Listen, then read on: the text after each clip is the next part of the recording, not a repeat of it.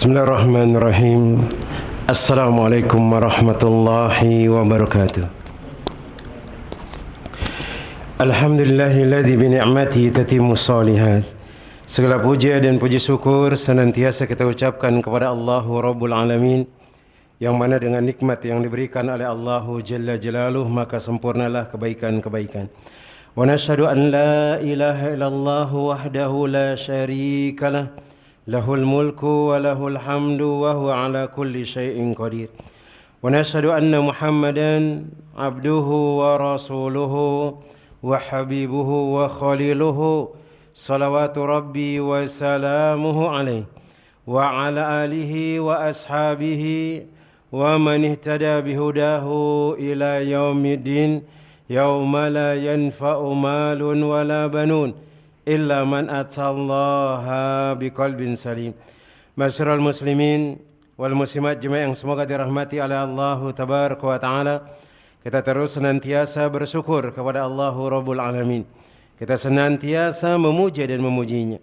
Kemudian salawat beriring salam kita ucapkan kepada Nabi kita Muhammad bin Abdullah sallallahu alaihi wasallam.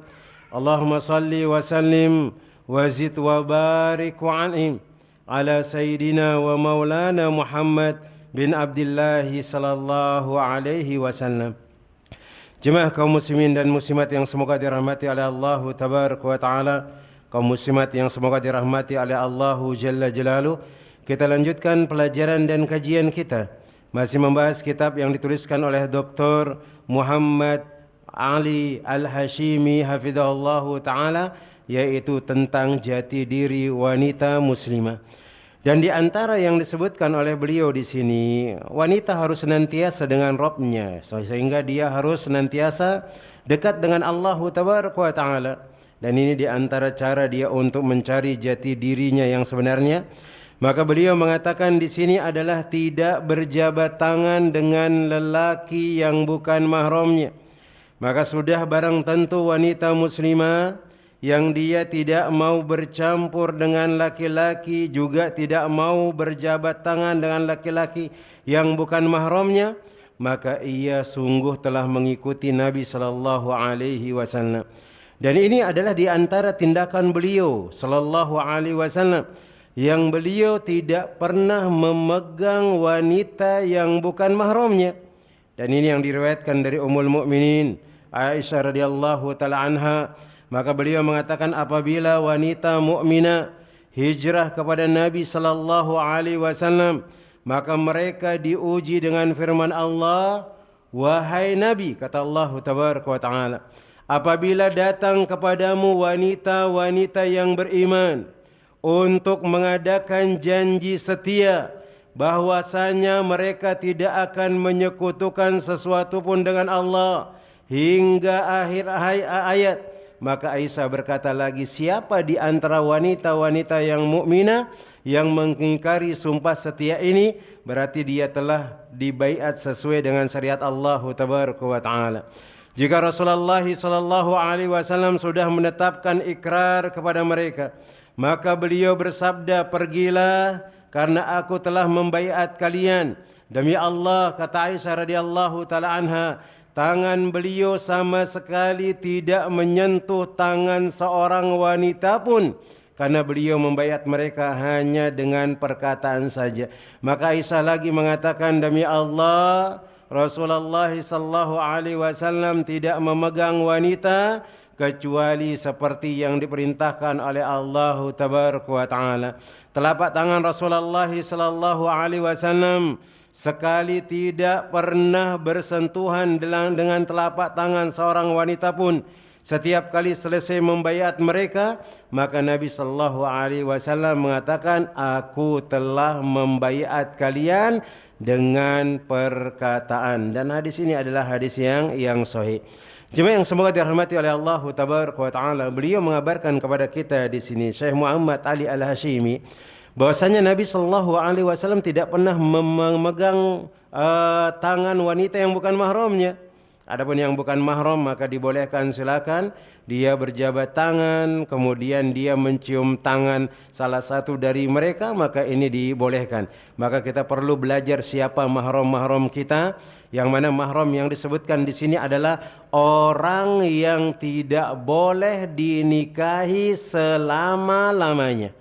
Orang yang tidak boleh dinikahi selama-lamanya, baik dia dari nasab, baik dia karena musyarakah, yaitu karena pernikahan, baik dia karena persusuan. Karena mahram itu terjadi dengan 3 hal ini. Pertama, karena dia adalah nasabnya, di antaranya adalah bapaknya, kemudian anaknya, kakaknya ke kiri, ke kanan, kemudian ibunya, kemudian paman dari ibunya, paman dari bapaknya, dan seterusnya. Maka ini adalah mahramnya, dia adalah keluarga-keluarga yang inti.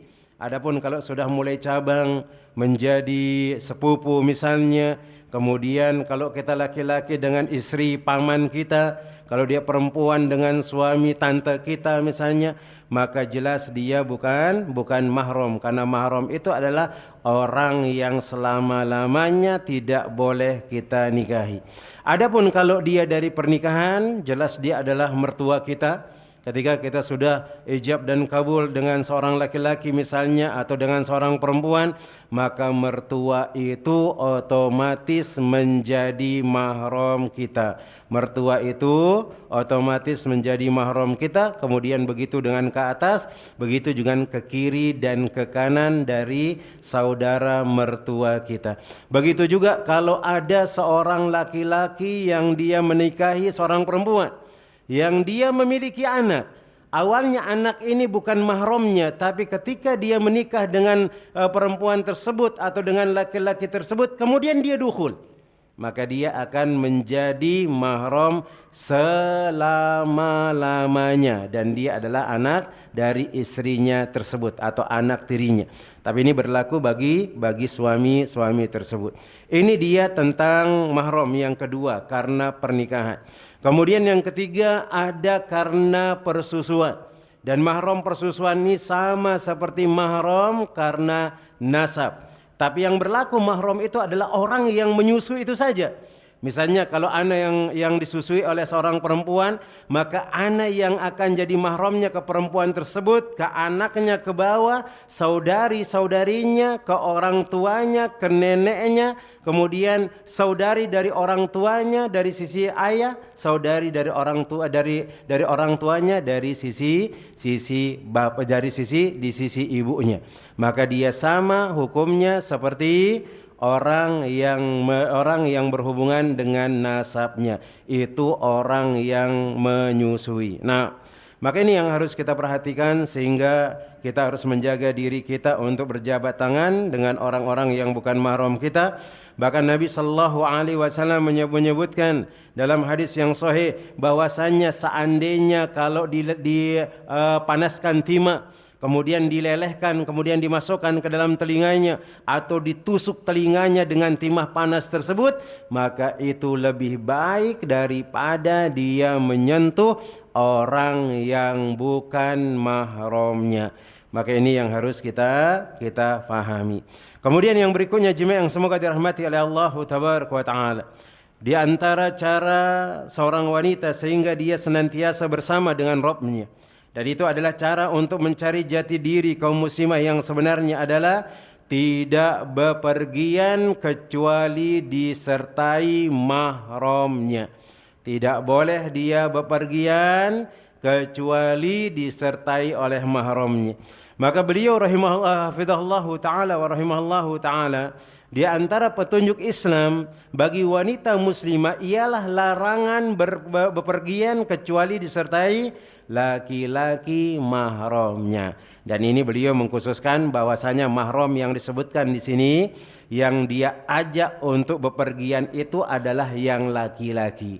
Disebabkan nanti dikhawatirkan ada hal-hal yang memberatkan dia, wanita tersebut, sehingga laki-laki ini jelas kita bisa meminta pertolongannya karena dia memiliki tenaga yang lebih besar atau yang lebih kuat. Bisa jadi ada kalanya nanti akan ada yang membahayakan dia, maka mahram laki-laki tersebut yang akan membantunya. Kemudian ada hal-hal yang tidak diinginkan dan kesulitan, maka tidak layak seorang wanita mengalami atau menghadapi sedikit pun hal-hal seperti ini dalam keadaan sendiri. Dan ini diantara kekhawatiran Nabi sallallahu alaihi wasallam, diantara penjagaan Allah Jalla Jalaluhu dan Rasulnya sallallahu alaihi wasallam. Seorang perempuan ini enggak boleh dia safar sendirian, jemaah. Karena dia adalah manusia yang lemah. Karena dia adalah manusia yang penuh dengan perasaan. Kadang nanti kalau ditipu sama orang karena saking perasaannya, dia mudah ditipu oleh orang tersebut. Sehingga dia butuh orang yang berakal, yang kadang-kadang timbul dari kepalanya ini ada rasa pelit, tidak memberikan kepada orang lain yang meminta-minta karena ada kemaslahatannya, maka itu yang diperlukan. Dan ini juga diantara petunjuk yang diajarkan oleh Nabi sallallahu alaihi wasallam, karena Nabi sallallahu alaihi wasallam melarang wanita bepergian sendiri dia. Maka disebutkan dalam Sahih Al-Bukhari, Rasulullah sallallahu alaihi wasallam mengatakan, la tusafilur mar'atu salasata ayyamin illa ma'adhi mahramin. Maka janganlah seorang wanita bepergian selama 3 hari kecuali bersamanya adalah mahram.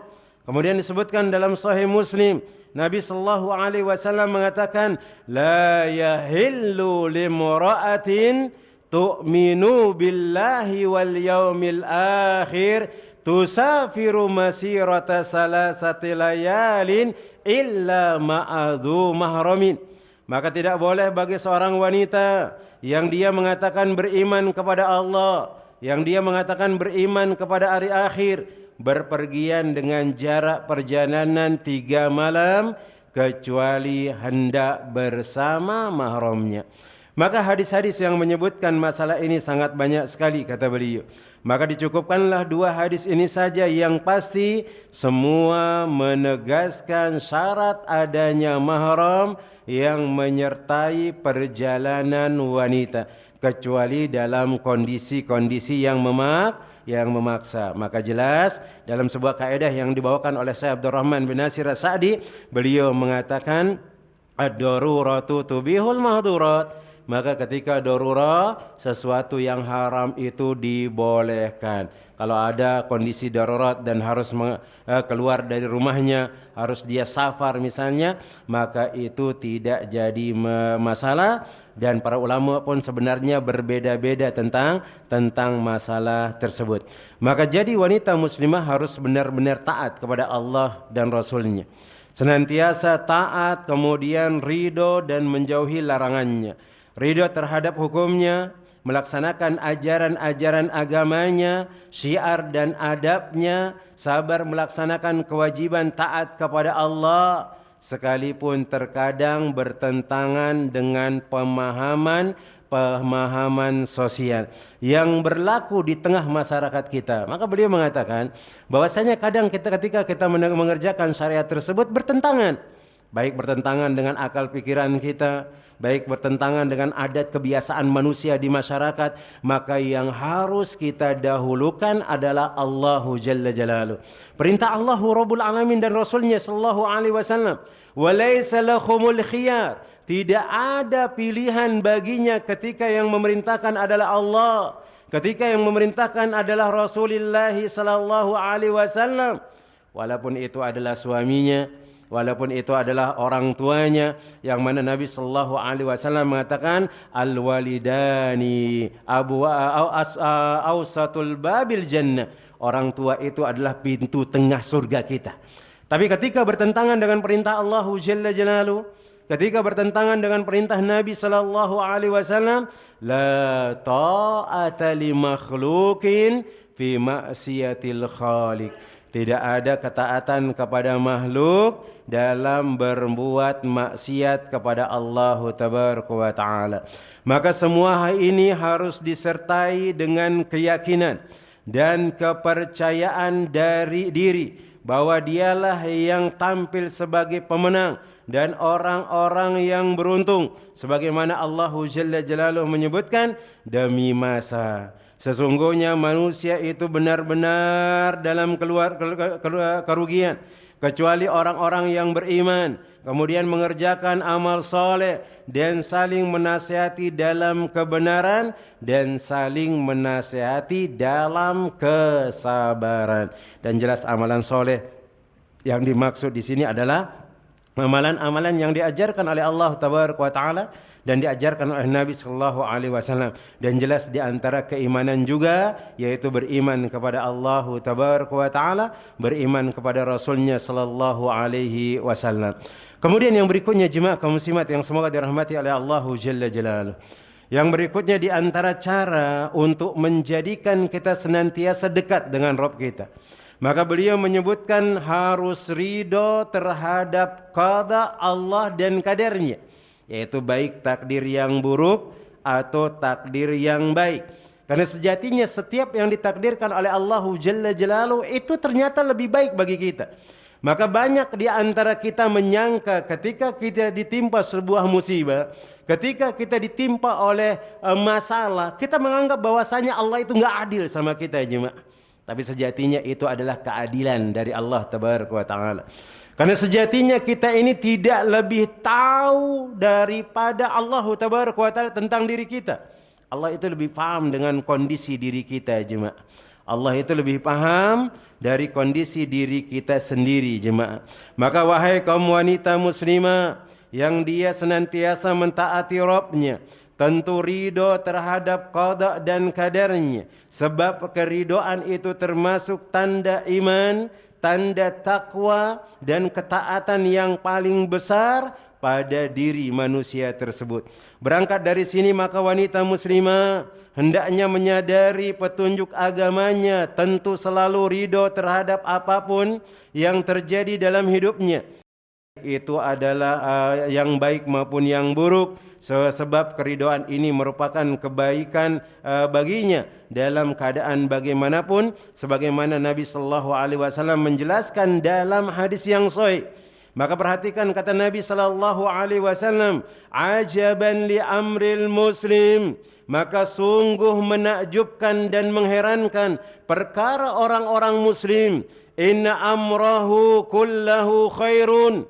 Ternyata semua perkara, semua urusannya, semua yang terjadi pada dirinya itu adalah kebaikan, kata Nabi sallallahu alaihi wasallam. In asabathu syarra'u syakara.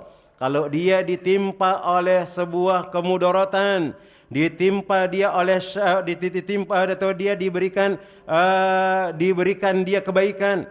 In asabahu sarra'u syakara. Kalau dia ditimpa oleh kebahagiaan, diberikan rizki oleh Allah, diberikan kenikmatan oleh Allah Tabaraka wa Ta'ala, dia bersyukur. Fakana khairan lahu, maka itu adalah yang terbaik baginya. Wa in asabathu darra'u sabara. Kemudian kalau dia ditimpa oleh kemudaratan, ditimpa oleh musibah, kemudian dia senantiasa bersabar di jalan Allah, fakana khairan lahu, maka itu lebih baik baginya. Bahkan kata Nabi sallallahu alaihi wasallam, ketika ada seorang hamba yang dia beriman kepada Allah Rabbul Alamin, yang dia beriman kepada Allah Jalla Jalaluhu, dia ditimpa oleh musibah walaupun sedikit sekali, hatta syaukatu yusaku badanahu, sampai ada duri yang menancap di dalam tubuhnya, sampai ketika dia menginjak kerikil kemudian dia merasakan sakit dari kerikil tersebut, maka Allah Jalla Jalaluhu akan menghapus dosanya. Dan kita tahu bahwasanya Nabi sallallahu alaihi wasallam mengatakan bahwasanya ketika Allah Jalla Jalaluhu cinta kepada sekelompok kaum, Allah Tabaraka wa Ta'ala akan mengujinya. Nabi sallallahu alaihi wasallam mengatakan, innallaha idza ahabba qauman ibtala. Sesungguhnya Allah kalau mencintai sekelompok kaum, Allah akan uji dia dengan suatu musibah. Maka ingat, takdir yang sudah ditentukan oleh Allah Tabaraka wa Ta'ala, walaupun itu mungkin buruk menurut kita, tetapi ternyata itu adalah kecintaan dari Allah Tabaraka wa Ta'ala. Karena Allah ingin lihat seberapa besar sih keimanan kita kepadanya, seberapa besar sih ketaatan kita kepada Allah Tabaraka wa Ta'ala. Ketika diuji apakah kita terus bersabar dan seterusnya, maka kita harus ridho dengan hal tersebut. Dan di antara cara untuk mendapatkan keridhaan Allah ada ternyata cara-caranya jemaah, ada tips-tipsnya khusus. Yang disebutkan oleh para ulama adalah hendaknya kita membaca cerita-cerita orang-orang yang terdahulu. Maka lihat, ada Nabi kita Nabi Yakub alaihissalam yang dia ditimpa musibah oleh Allahu Jalla Jalaluhu. Dia penyakit kulit. 80 tahun dia sakit kulit tapi tidak pernah mengeluh kepada Allah Tabaraka wa Ta'ala. Dia senantiasa berdoa meminta kebaikan dari Allah Tabaraka wa Ta'ala, kemudian Allah berikan dia kebaikan. Maka lihat Nabi Zakaria, bagaimana beliau tidak diberikan anak begitu lama oleh Allah Tabaraka wa Ta'ala. Tapi ternyata musibah tersebut bukan membuat dia malah jauh kepada Allah. Karena dia tahu bahwasanya tidak ada kebaikan kecuali ada di sisi Allah Tabaraka wa Ta'ala. Tidak ada kebahagiaan, tidak ada kenikmatan kecuali ada di sisi Allah Jalla Jalaluhu. Maka lihat Nabi kita juga Nabi Ibrahim alaihissalam, bagaimana Allah Jalla Jalaluhu menguji beliau. Diuji dengan ditunda diberikan anak oleh Allah Tabaraka wa Ta'ala. Ketika sudah diberikan anak, maka Allah Jalla Jalaluhu memanggil beliau, meninggalkan anaknya di tempat yang tidak ada makanan dan tidak ada minuman. Sampai Hajar mengatakan kepada Nabi Ibrahim, "Ya Ibrahim, wahai Ibrahim, kemana engkau meninggalkan kami, wahai Ibrahim? Kemana engkau meninggalkan kami, wahai Ibrahim? Engkau tinggalkan kami di tempat yang tidak ada makanan dan minuman." Akhirnya Hajar pun mengatakan, "Allahu amaraka bihada ya Ibrahim? Apakah Allah yang memerintahkan engkau untuk meninggalkan kami, wahai Nabi Ibrahim?"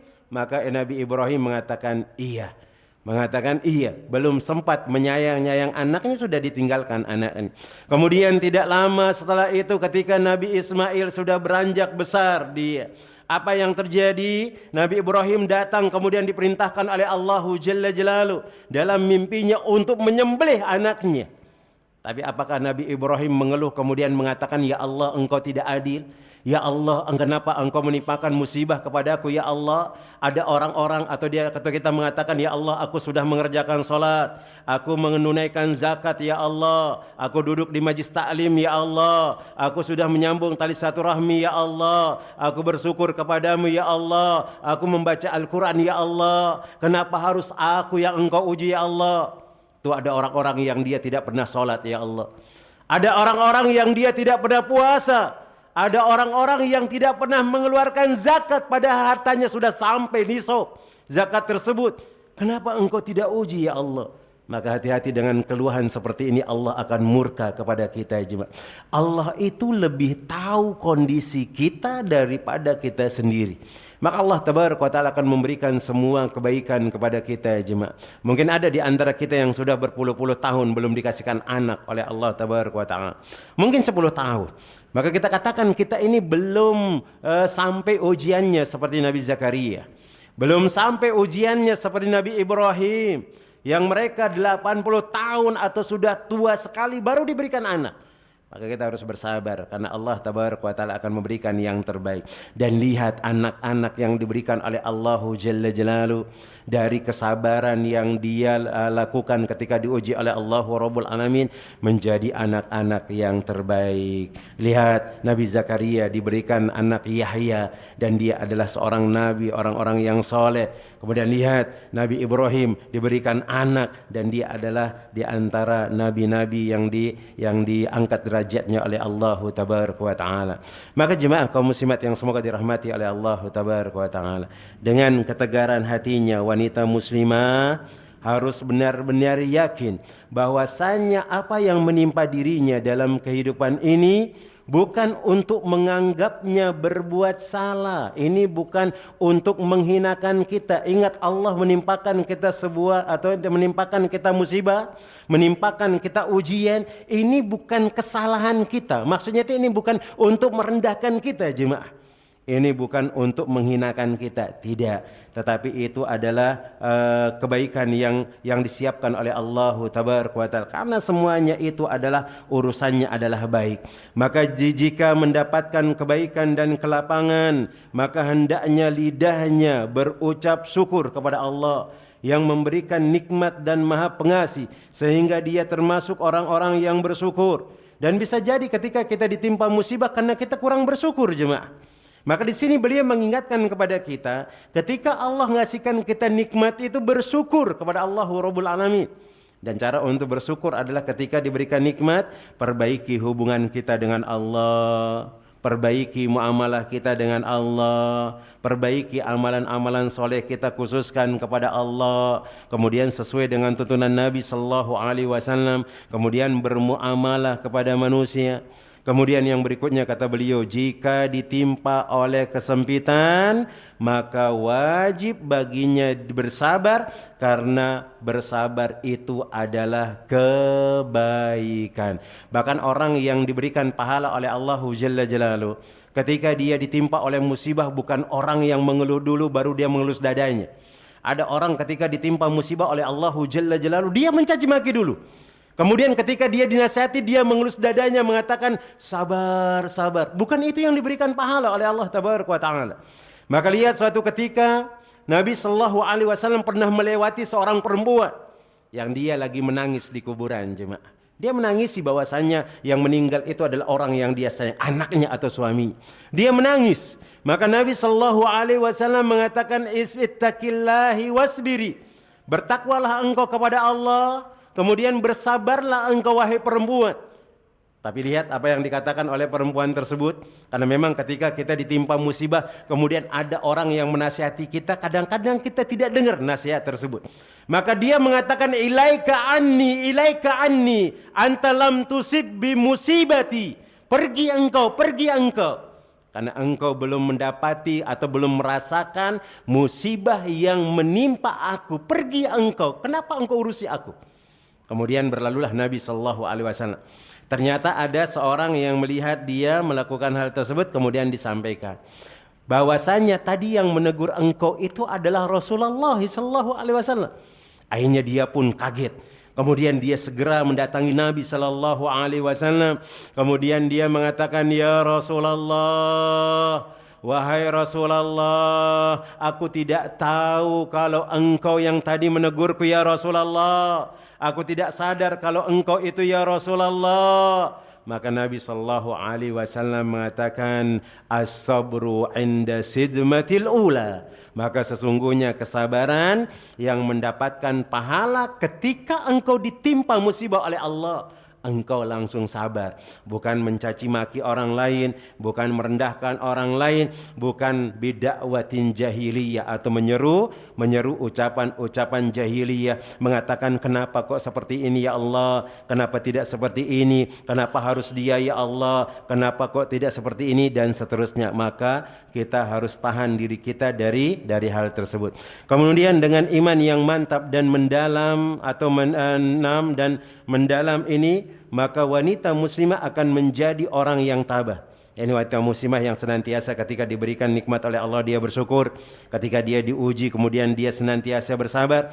Maka jiwa atau keimanan yang besar ini akan mendapatkan baginya atau akan menjadikan dia menjadi tabah dalam menghadapi berbagai benturan dan rintangan, menerimanya dengan jiwa yang tenang, ridho terhadap qada dan qadar Allah, memohon pertolongan untuk tetap tabah dan sabar, lidahnya tidak berhenti untuk mengucapkan syukur terhadap ketentuan Allah, seperti yang dilakukan oleh Al-Kansa saat menerima kabar kematian 4 anak laki-laki di medan perang.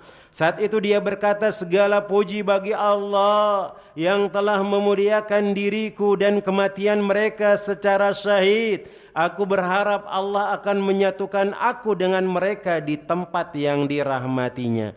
Dan ini juga pernah terjadi kepada Ummu Sulaim atau seorang sahabiat yang dia ditinggal mati oleh anaknya, yang dia adalah istrinya Abu Qatadah. istrinya Abu Qatadah. Yang ketika Abu Qatadah ini pergi berperang, anaknya lagi sakit, kemudian anaknya meninggal dunia, dia masih perang. Tapi Masya Allah, perempuan yang sangat tegar ini dia sangat bersabar dengan hal tersebut.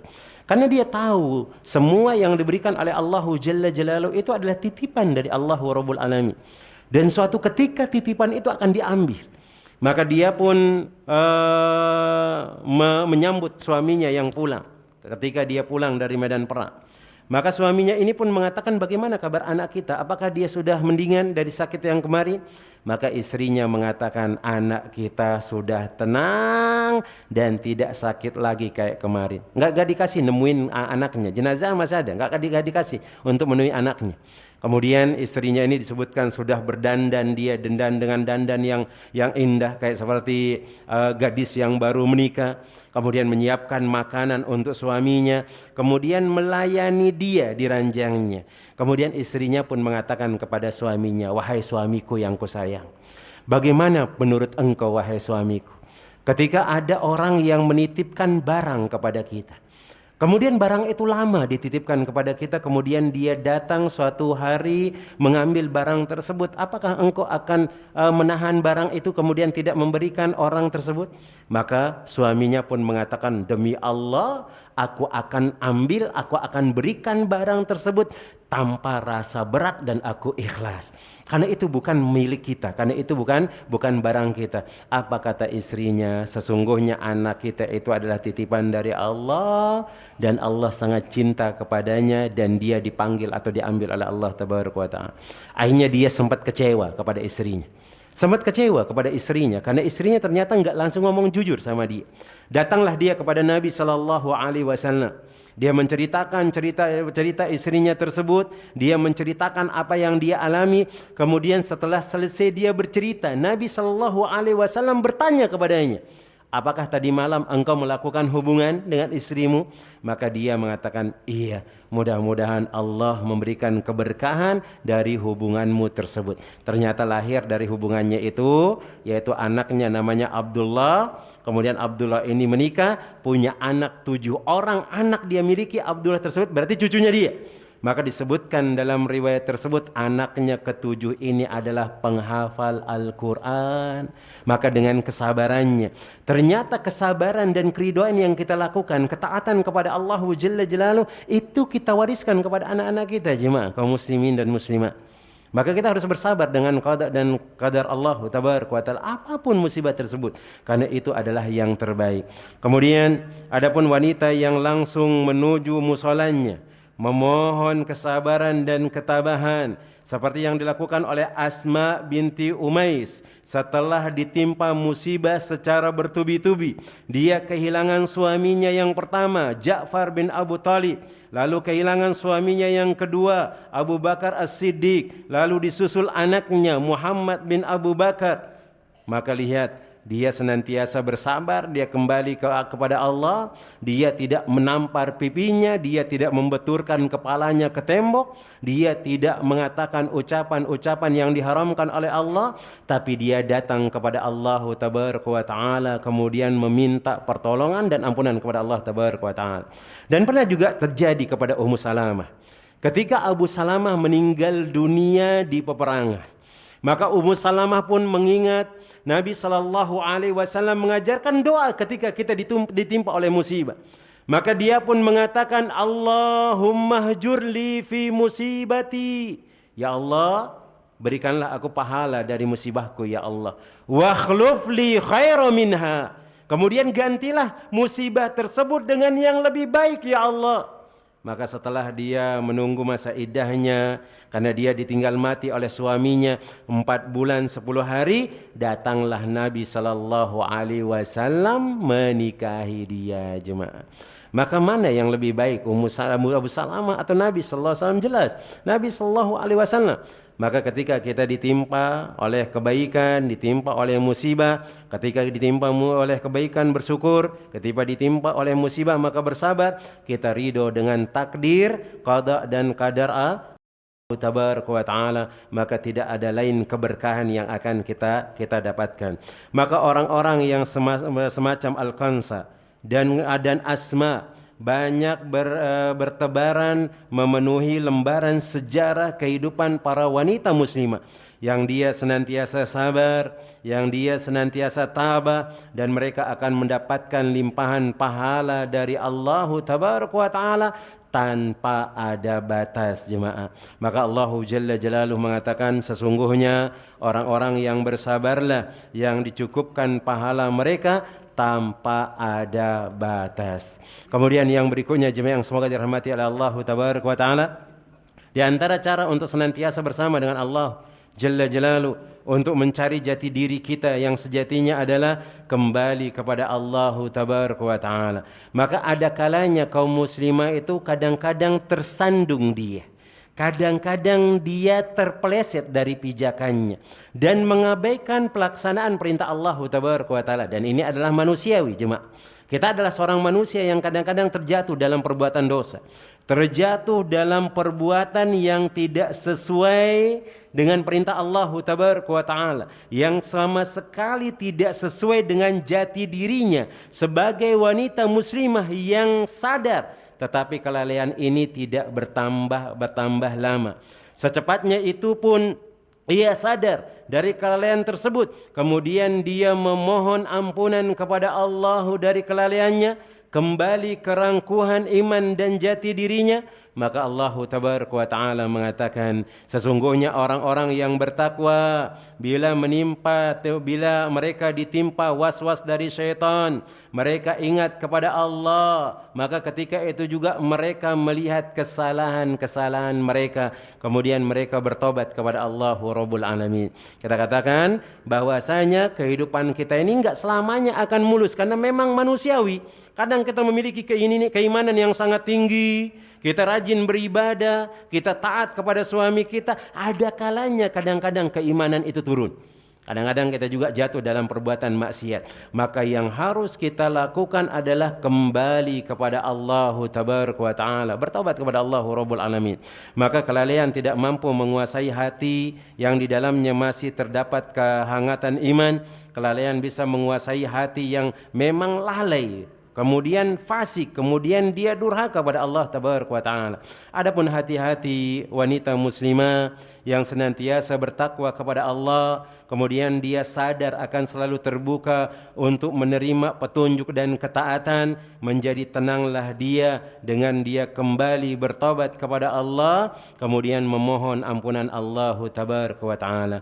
Sekali lagi kita katakan bahwasanya kita banyak salah, dan itu yang disebutkan oleh Nabi sallallahu alaihi wasallam, kullu bani Adam khata wa khairu khata'ina tawwabun.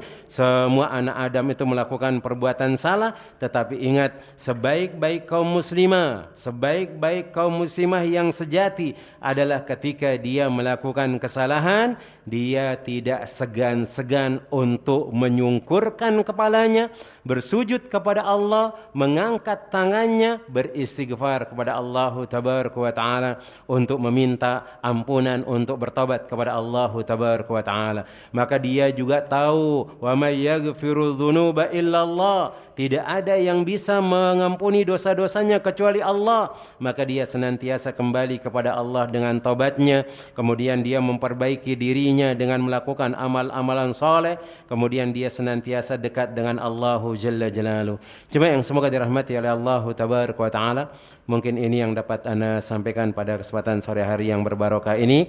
Maka di antara kesimpulan yang dapat kita ambil di sini, cara wanita untuk senantiasa bersama, terus bersama Rabb-nya adalah dia senantiasa menjaga apa yang diperintahkan oleh Allah dan menjauhkan diri dari semua yang diharamkan oleh Allah Tabaraka wa Ta'ala, dengan tidak berjabat dengan laki-laki yang bukan mahramnya, dan pentingnya untuk mempelajari mana mahram-mahram kita.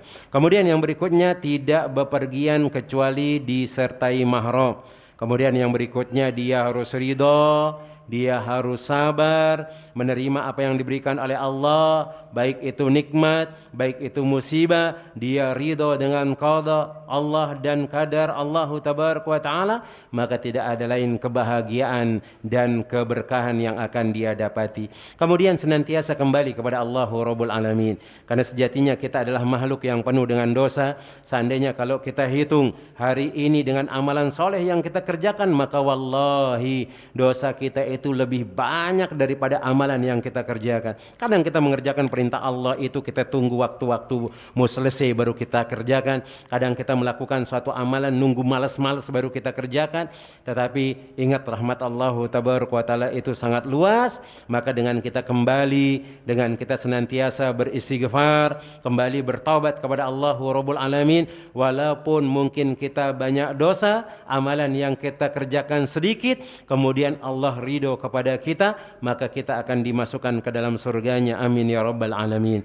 Jemaah yang semoga dirahmati oleh Allah tabaraka wa taala, mungkin ini yang dapat Anda sampaikan. Semoga bermanfaat bagi Anda pribadi, kemudian bagi para jemaah. Mungkin ada pertanyaan sebelum kita cukupkan? Fadhal, kalau enggak ada kita cukupkan. Ada pertanyaan kaum muslimat? Tidak ada? Nah, Allah Ta'ala alam shawab, mungkin ini yang dapat Anda sampaikan.